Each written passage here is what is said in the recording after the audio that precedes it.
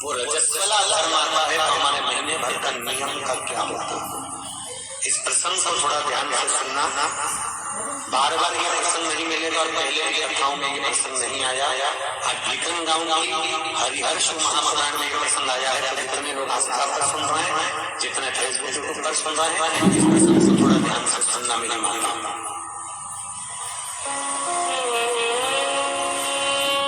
बहू ने अपने ससुर से कहा, पिताजी मैं कार्तिक के महीने के स्नान का नियम तो ले लेती हूँ। मैं कार्तिक के महीने कोई माता कार्तिक के स्नान का नियम देती है, कोई माघ महीने का स्नान का नियम देती है, कोई चैत्र महीने के स्नान का नियम देती है, कोई फाल्गुन का देती है, कोई वैशाख महीने के स्नान का नियम देती है।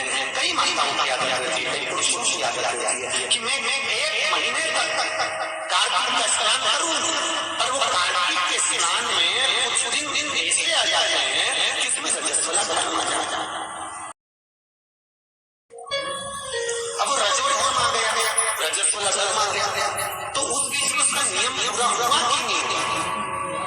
उस बीच में वो 5 साल जो स्नान नहीं गई, पूजन नहीं करी, तुलसी को जल नहीं चढ़ाया, सालिग्राम का पूजन या ठाकुर जी का श्रृंगार नहीं कर पाई, तुलसा महारानी का गीत नहीं गा पाई, तुलसी जी का दीप नहीं लगा पाई, तो उसको कार्तिक के महीने तक ये रजस्वला धर्म को प्रत्येक महीने नारी के लिए रजो धर्म तो हर महीने प्राप्त होना, तो हर महीने अगर रजो धर्म आना है तो कार्तिक महीने का नियम पूरा कैसे हुआ?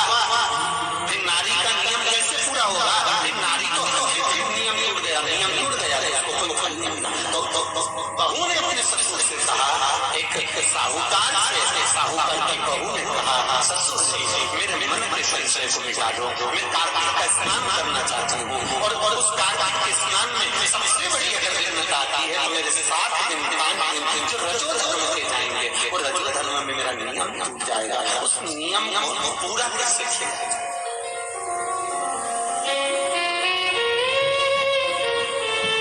वो नियम पूरा कैसे होगा? कार्तिक के महीने का स्नान करने वाले जरा ध्यान देंगे, चाहे वैशाख का स्नान करें, चाहे माघ का स्नान करें, मेरी माताओं का रजो धर्म 7 दिन में 1 महीने के अंदर आ ही जाता है और आया नियम। उस नियम को पूर्ण कैसे करा जाए? कहा साहूकार ने कहा मैं इतना विद्वान नहीं हूँ, ज्ञानी तो नहीं हूँ, पर मैं मेरे गुरु से इस बात का स्मरण करता रहा। अब बहू को कार्तिक का महीना आ रहा है, कार्तिक के महीने का उसको इंतजार था, वो इंतजार में बैठी है। मात्र कार्तिक आने में 8 दिन बचे थे। अब देखिएगा जरा आप में और बहू में क्या अंतर है। कार्तिक के महीने आने में 8 दिन बचते हैं तो आप पुताई चालू कर देते हैं। बोलो सही है? कार्तिक आने में, दिवाली आने में जब 8-15 दिन रहते हैं तब तुम पुताई चालू कर देती हो, सफाई चालू कर देती हो, ये काम चालू कर देती हो, वो काम चालू कर देती हो, सारे काम तुम्हारे कार्तिक का महीना आने के समय पर चालू हो जाता है। और बहू सफाई नहीं पूछ रही, साफ सफाई पर ध्यान दे रही है, पर उसका ध्यान वही कार्तिक के महीने के स्नान में लगा हुआ है। आज बहू 8 दिन बचे और बहू का भोजन छूट गया, उसका भोजन नहीं भाई अंदर जाए।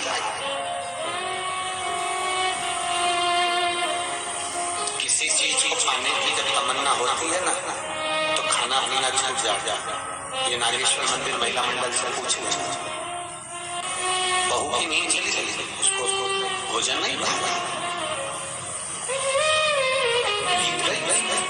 भोजन भाया है, बड़ी दुखी थी। साहूकार का कोई मिला ना मिला, इस बहू की आंख तुलसी के क्यारे के पास तुलसी के क्यारे के पास आंसू गिरा, अश्रु गिरा। महाराज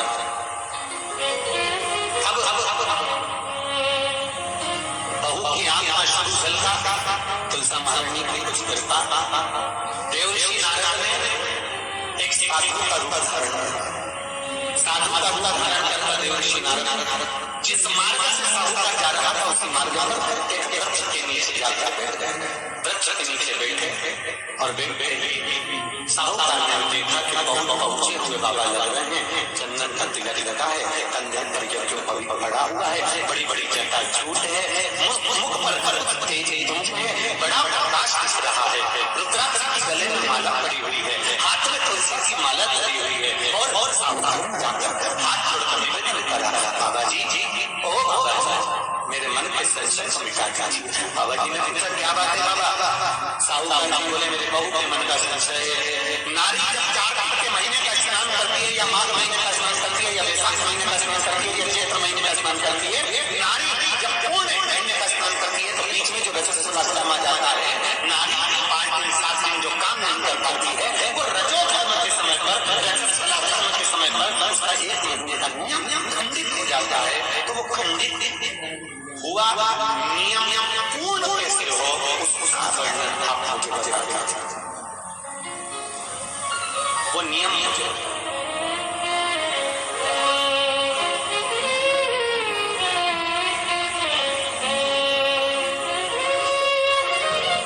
संत के रूप में बैठे हुए ऋषि नारायण श्रीमन नारायण श्रीमन श्रीमन ऋषि नारायण ने नारायण नारायण नारायण नारायण कहा। कहने पर भी ऋषि नारायण ने बोला सुनो साहूकार जी, सुबह के समय पर जब आपकी बहू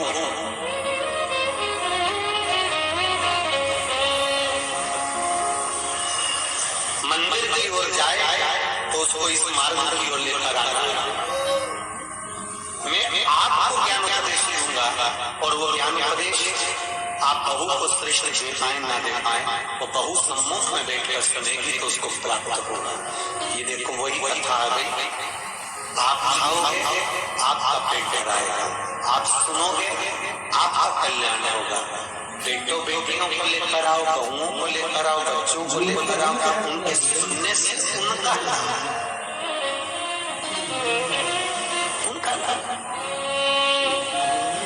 साहूकार घर गए, बहू से कहा बेटा एक संत अपने गांव में आए हुए हैं और वृक्ष के नीचे बैठे हुए हैं, चलो आप चलकर उनसे अपने प्रश्न को कर लो। बहू ने भगवान का नाम लिया, स्मरण करती हुई बहू पहुंची और बहू ने जाकर तुरंत हाथ जोड़कर निवेदन किया, बाबा जी 1 महीने तक नारी कार्तिक का स्नान करती है, 1 महीने तक नारी माघ का स्नान करती है, 1 महीने तक नारी वैशाख का स्नान करती है, 1 महीने तक नारी चैत्र का स्नान करती है, बीच में अधिक मास का स्नान करती है, उस बीच में नारी का जो रजो धर्म आ जाता है, रजस्वला धर्म आ जाता है, उस समय पर नारी का जो करा हुआ व्रत है 1 महीने का वो खंडित हो जाता है। उस व्रत की पूर्णता कैसे मानी जाए? तो उस समय पर ऋषि नारद जो संत के वेश में थे उन्होंने कहा कि बहू एक काम करो पुत्री, कार्तिक महीने के पीछे के जो 5 दिन 7 दिन पचवीरन में होते हैं, अगर नारी का रजस्वला धर्म बीच में आ जाता है तो पीछे के 5-7 दिन में से अगर एक दिन नारी ब्रह्म मुहूर्त का स्नान कर सुबह का स्नान कर तुलसी में दीप प्रज्वलित कर देते हैं तो उसके बीच का जो खंडित भाग वो समाप्त हो जाता है, उसे पूर्ण अब फिर सुन लीजिए अच्छे से, अगर मान लो वो 5 बीजन में ही नारी का रजो धर्म आ गया तो बहुत ध्यान से सुनना ये कथा हरिहर्ष महापुराण की कथा जो बीकन गांव वालों को मिली है, संपूर्ण विश्व के कल्याण के लिए बहुत ध्यान देना। हर नारी का प्रश्न है, प्रत्येक नारी का प्रश्न ये सम्मुख में रहता है। मान लो आपने कहा कि रजो धर्म आ गया, मेरा में तो पीछे के 5 दिन स्नान करो, वो 5 दिन में अगर रजो धर्म आ गया शिव महापुराण की कथा करती है घर में रहने वाली कोई कुंवारी कन्या, घर में रहने वाला कोई पुत्र, घर में रहने वाला पति, घर में रहने वाली सास, घर में रहने वाली कोई सुभाग्यवती नारी, जेठानी, ननंद, देवरानी, या घर में रहने वाला कोई पुरुष अगर बाहर स्नान करने नहीं भी जा सकता, ब्रह्म मुहूर्त में प्रातः के समय पर यदि तुलसी में एक दीप और एक संध्या के समय पर लगा देता है तो भी नारी का नियम पूर्ण हो जाता है। तो नियम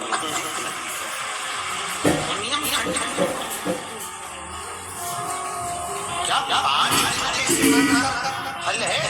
हाँ, और तुझे मौका मिलेगा तो तुझे समझ में आएगा। क्या है मुझे मौका मिलेगा जब मालूम पड़ेगा, तब बहू को समझ में नहीं आएगा कि आपकी जैसे से आपका देव ऋषि नारद कर चले गए। साहूकार की बहू रोज कार्तिक का स्नान करने लगे। कार्तिक का स्नान रोज बहू करती, रोज ब्रह्म मुहूर्त में स्नान कर आता। बहू को नहीं मालूम कि नगर के राजा का लड़का युवराज अपनी पत्नी के साथ स्नान करने आता। राजा और रानी भी स्नान करने आते हैं, युवराज रानी धर्मपत्नी के साथ साथ स्नान करने आता है। आज युवराज का बड़ा लगा। युवराज ने देखा कि मैं घाट पर नहाने के लिए आता हूँ, पर ये घाट ढीला कैसे हो जाता है?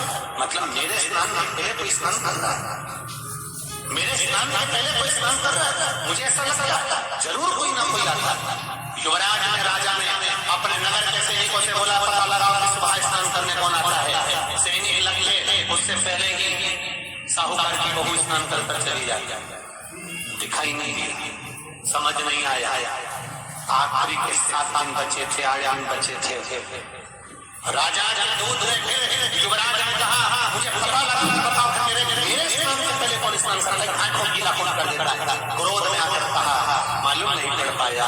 एक दिन रानी इस साहूकार की बहू को मालूम पड़ा कि युवराज मेरा पता कर रहा है, मेरा पीछा कर रहा है। तो बहू ने तुरंत सुबह जल्दी स्नान करा और भागी। भाग के समय उसके गले की माला और पाँव की एक मोजा।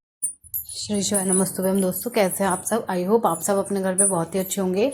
तो जैसे कि आपने यहाँ पे प्रदीप मिश्रा जी को सुना है, उन्होंने बहुत ही अच्छी कार्तिक माह की व्याख्यान की है और बहुत सारे नियम यहाँ पे बताएं जो कि अगर आप अपनी ज़िंदगी में करते हैं तो आपके सभी कष्ट, सारे रोग जल्दी भोले बाबा दूर करेंगे। और साथ में जो भी महिलाएं मेरी वीडियो देख रही हैं उन सभी के बारे में भी उन्होंने रजस्वला धर्म के बारे में बताया कि अगर वो आ जाए बीच में तो कार्तिक माह में आपको क्या करना है। तो अगर आपको वीडियो अच्छी लगे तो मेरे चैनल को सब्सक्राइब करें, सारी वीडियो को लाइक करें, एक दूसरे के साथ शेयर करें और बेल आइकन को प्रेस कर लें ताकि आपको सारी मोटिवेटेड वीडियो मिलते रहे और साथ में मुझे भी मोटिवेशन मिलता रहे। तो प्लीज़ मेरे चैनल को सब्सक्राइब करना ना भूलें। हर हर महादेव। श्री शिवाय नमस्तुभ्यम।